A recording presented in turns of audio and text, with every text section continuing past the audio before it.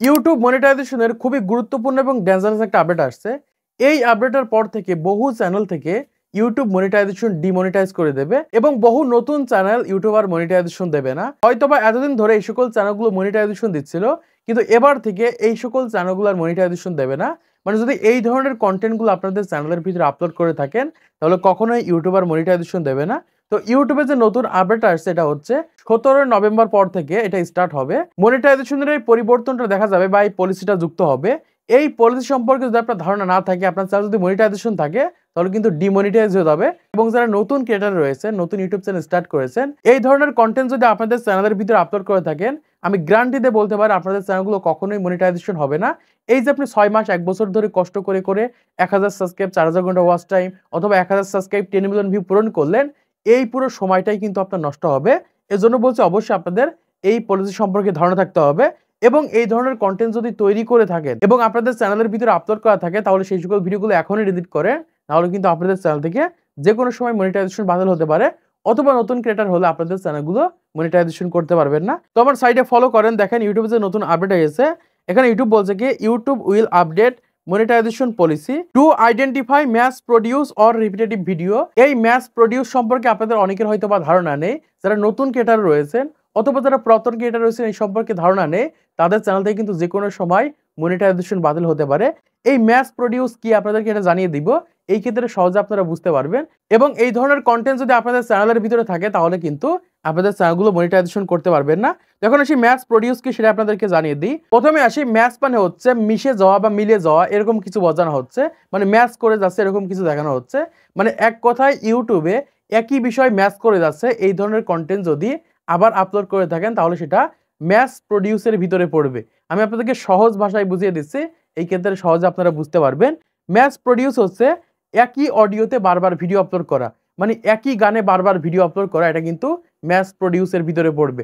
অনেক short creator রয়েছে কি করে থাকে, ব্যাকগ্রাউন্ডে ব্যাকগ্রাউন্ড মিউজিক সেট করে থাকে এবং প্রত্যেকটা ভিডিওতে একই রকম ব্যাকগ্রাউন্ড মিউজিক সেট করে থাকে।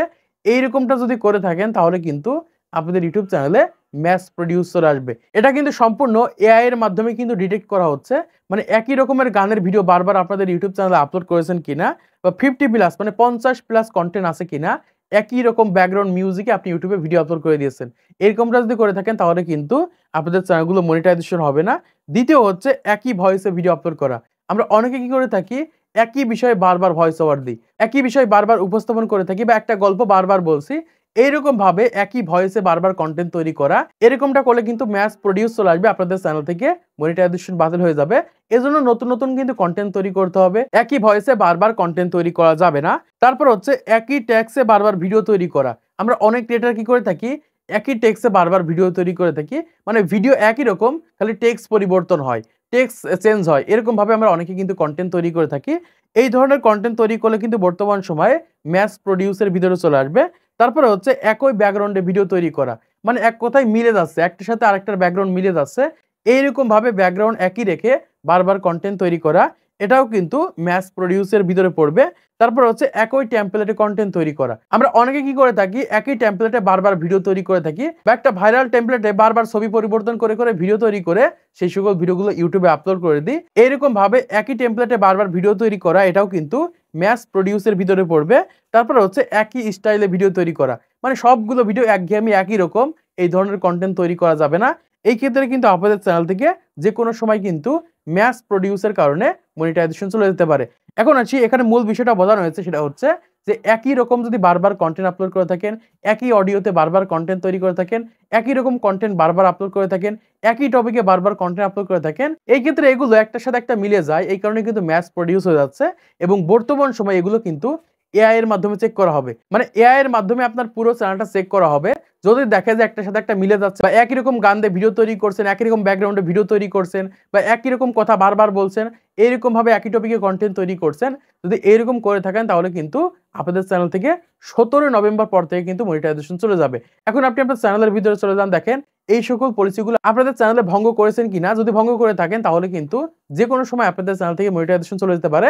এবং যারা নতুন ক্রিয়েটর রয়েছেন, এই ধরনের ভুল যদি করে থাকেন, তাহলে কিন্তু আপনাদের চ্যানেলগুলো মনিটাইজেশন করতে পারবেন না। এই যে সাবস্ক্রাইব পূরণ করছেন, ওয়াচ টাইম পূরণ করছেন, বা 10 মিলিয়ন ভিউ পূরণ করছেন, এই সময়টাই কিন্তু আপনার নষ্ট হবে। আপনার চ্যানেলকে মনিটাইজেশন করতে পারবেন না। তো আশা করছি আপনারা বুঝতে পেরেছেন YouTube মনিটাইজেশনের যে গুরুত্বপূর্ণ আপডেটটা আসতে চলেছে। তো আজকে এই ভিডিওর মাধ্যমে আপনারা অনেক কিছু শিখতে পেরেছেন, জানতে পেরেছেন, বুঝতে পেরেছেন। তো ভিডিওটা যদি ভালো লাগে একটা লাইক করে দিবেন, চ্যানেলটি সাবস্ক্রাইব করে দিবেন পরবর্তী আরো ইউটিউব টিপস এর ভিডিওগুলোকে দেখার জন্য।